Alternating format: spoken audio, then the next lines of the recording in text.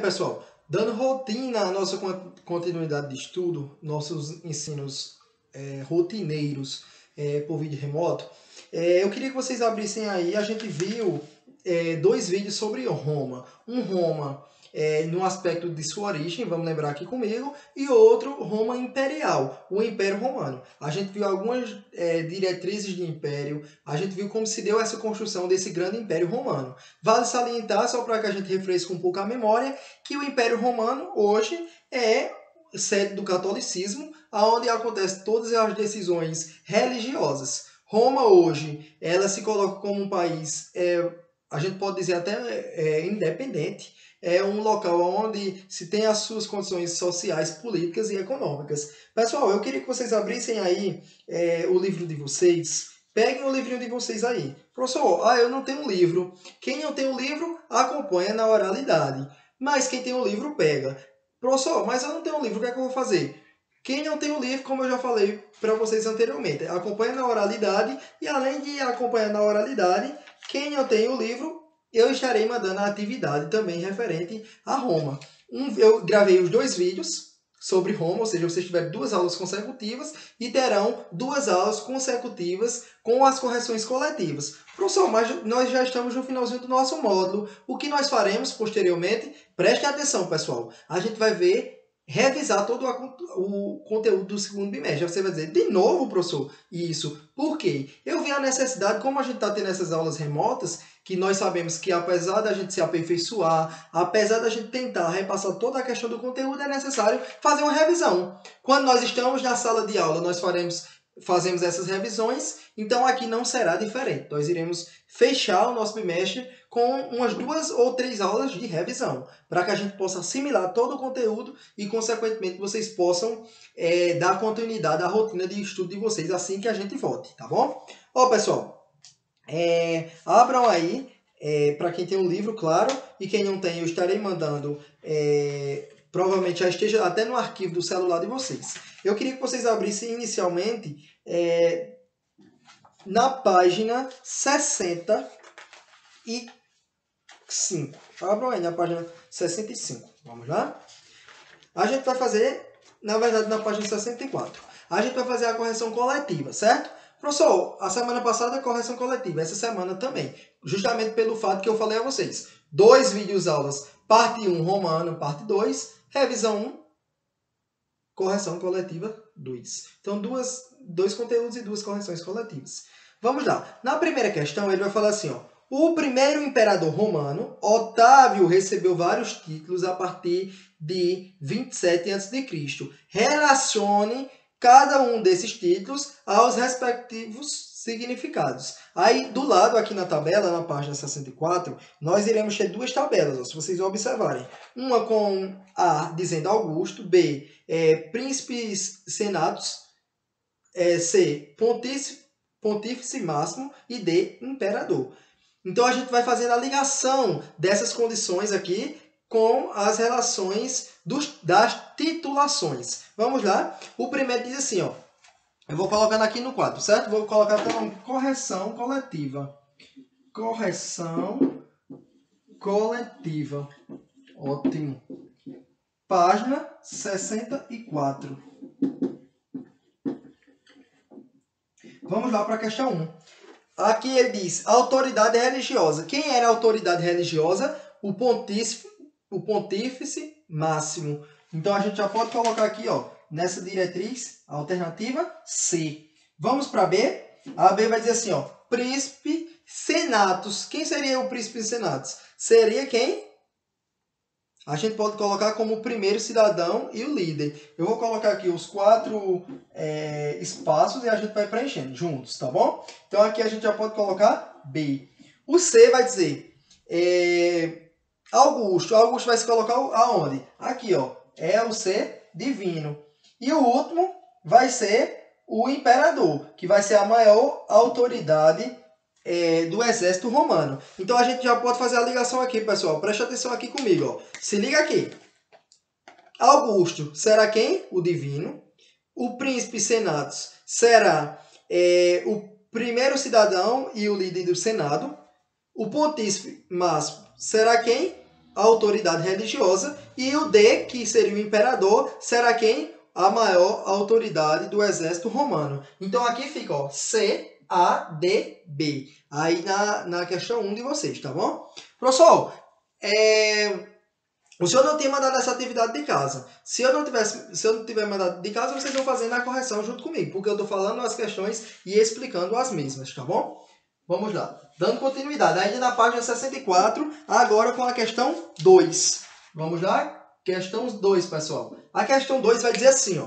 Prestem atenção. Otávio fez mudanças importantes para a sociedade romana no início do Império. Quais foram elas? A gente precisa salientar, ó, prestem atenção no que eu estou falando para vocês. Que Otávio ele fez o perdão das dívidas, foi dos camponeses, que tinham uma grande dívida histórica com Roma, com o governo, principalmente de Otávio. A distribuição de terras foi um dos principais requisitos dessa instituição para os soldados. A demarcação dos limites do Império, com o envio de tropas para a defesa, e a organização do correio imperial que realizava o fluxo de informações. Nós sabemos que o Império Romano ele vai começar a entrar num processo de decadência. A gente vai ver a decadência do Império Romano em que situação, professor? Na situação quando Roma ela vai criar uma estabilidade tão grande territorial, até porque no início das nossas primeiras aulas eu falei para vocês que Roma ela vai se denominar como um império de expansão territorial, ou seja, eles queriam criar vários soldados para expandir o território romano. Entretanto, pessoal, a gente não pode esquecer que quanto mais o território crescia, mais as autoridades, os imperadores não conseguiam ter domínio sobre todas as regiões. Aí é que a gente vai ver um conteúdo, o próximo conteúdo que a gente vai trabalhar, vai ser justamente referente a os bárbaros, que é aqueles que vão adentrar o território romano e, consequentemente, causar danos para essa sociedade. Então, a gente começa a observar aqui que Otávio criou várias medidas, mudanças importantes para a sociedade de Roma. Mas vale salientar que esse império, posteriormente, ele vai ter uma decadência justamente pela medida territorial crescente e sem domínio imperial. Vamos para 3. Professor, como é que eu faço para pegar as respostas? Se você já não tiver respondido, você pesquisa as respostas e depois faz a correção oral aqui comigo, tá bom? A.C. O que era o denário? Qual a importância que ele teve para o império? Era a moeda. O denário a gente já sabe que era uma império unificada do império. O uso de um sistema monetário unificado, ele impulsionou o comércio de cereais, de tecidos, de pedras, animais, gerando riquezas. Pessoal, vamos lembrar aqui comigo na nossa aulinha.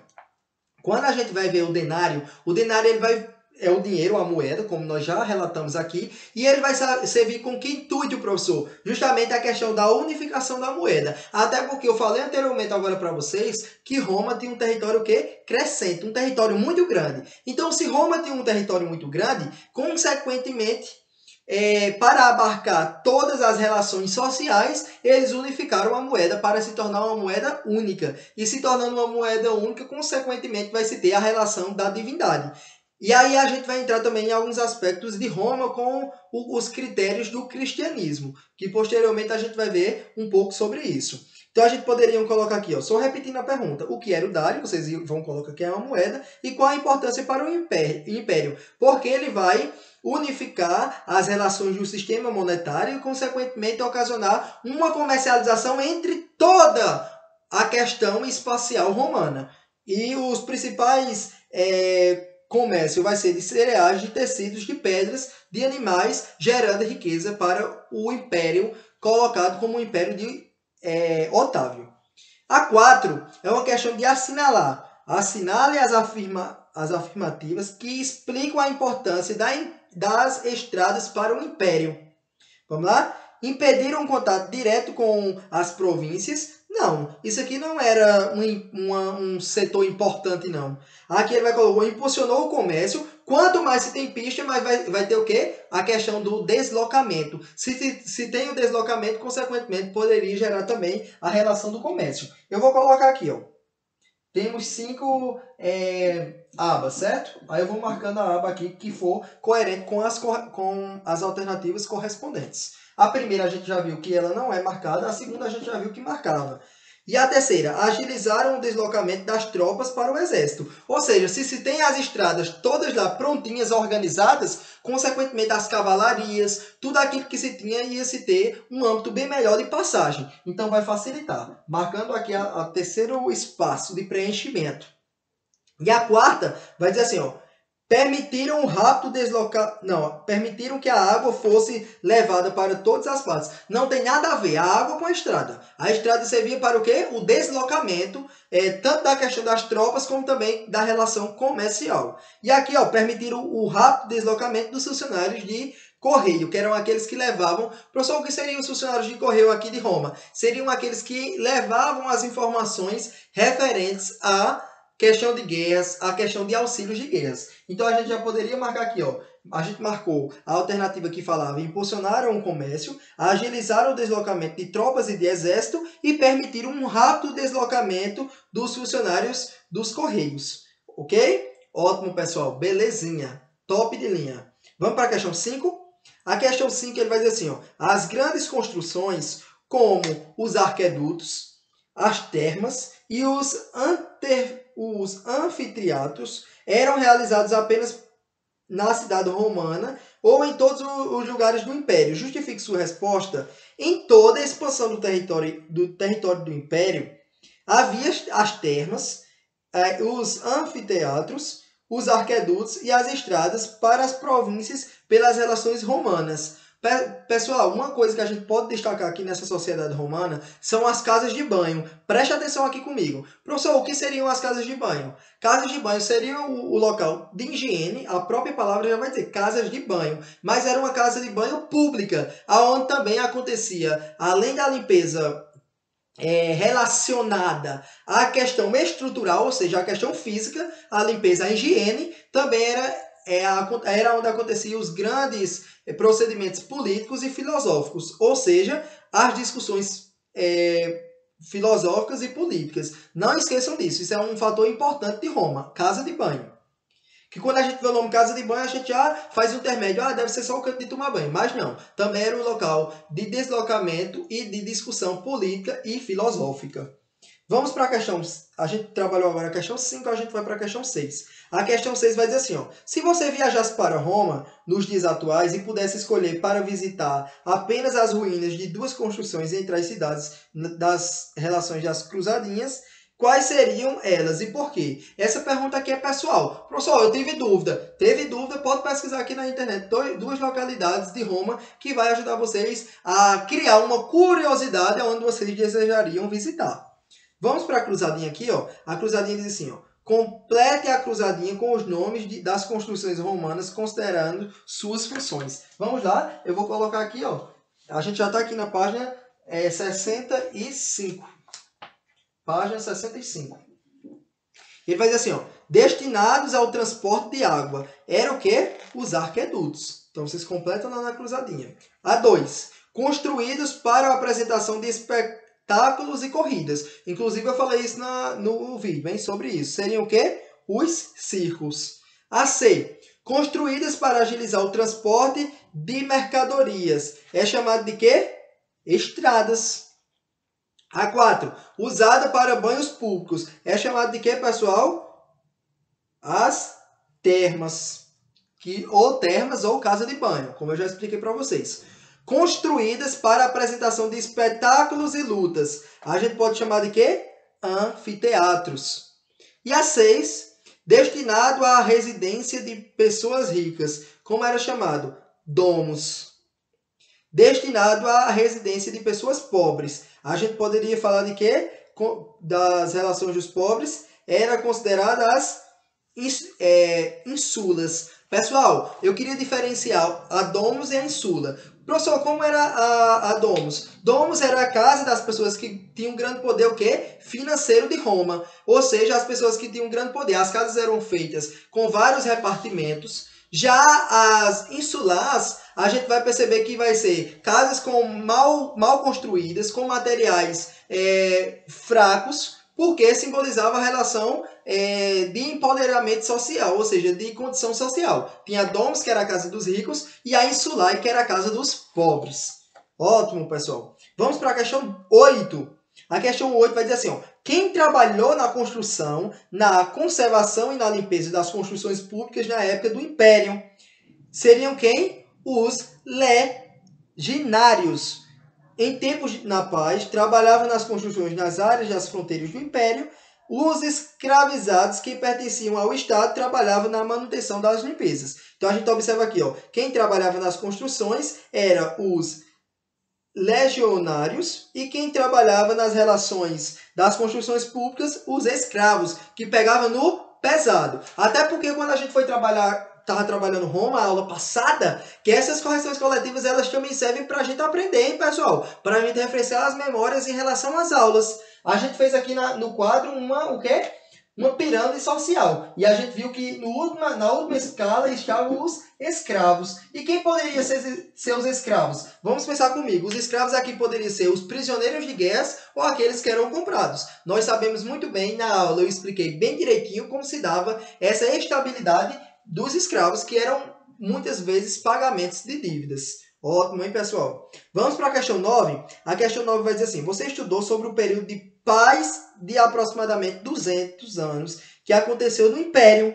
Foi a Pax Romana. O que caracterizou esse período? A gente poderia dizer que esse período foi um período em que as guerras de conquistas cessaram e o poder de Roma se estendeu por toda parte das províncias do Império. Ou seja, a Pax Romana, se vocês verem alguma coisa relacionada à Pax Romana, que não é paz com Z, mas aqui é Pax Romana com X, justamente simbolizando o período onde houve a estabilidade nas relações das invasões. Vamos lembrar aqui comigo, pessoal. A gente viu na Grécia, a gente viu na Macedônia, a gente está vendo agora que um dos maiores pilares era a expansão territorial. E a gente vai ver que a maioria das lutas da história vai justamente se remeter à questão da expansão territorial. Então, as relações de terras, elas sempre foram muito importantes nos vínculos da história.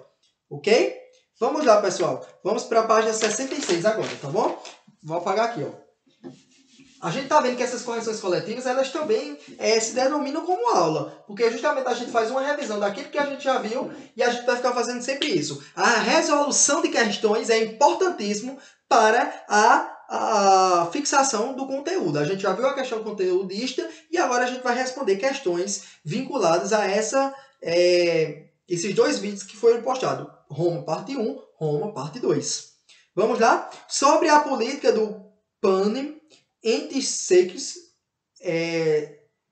Cicense seria responda. O que foi política? A política foi a distribuição em relação às organizações de cereais para a população empobrecida e a promoção de espetáculo, entre os quais se destacavam em relação às lutas sociais entre os gladiadores. Essas ações a gente pode observar que ela vai aliviar os problemas sociais nas cidades do Império, onde havia muitas pessoas pobres, sem ocupação e descontentes com as péssimas condições que tinha no Império Romano. Ou seja, preste atenção aqui, ó, o senso político, principalmente na relação do Império, eles vão trazer melhores condições para aquelas pessoas empobrecidas, para que elas não criassem problemas para aquela sociedade.